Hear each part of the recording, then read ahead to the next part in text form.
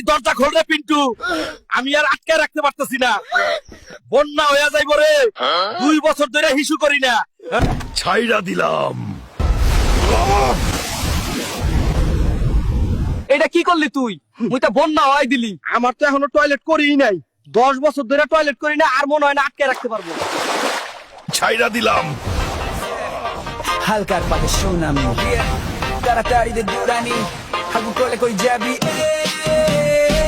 হালকার হিসু দেব না তুমি জমি কন্যা বুঝলাম না, বন্যার পানি নোনতা নোনতা কেন? হালকার হিসুতে দক্ষিণ অঞ্চল বন্যায় তলিয়ে গেছে, বাদে তৈরি হয়েছে সুনামি। এখন হাগু করলে কি হবে সেটা নিয়ে উদ্বিগ্ন সবাই।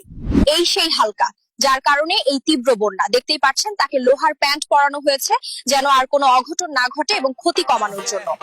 হালকার পাতে সুনামি তাড়াতাড়ি দে দুরানি হাগু করলে কই যাবি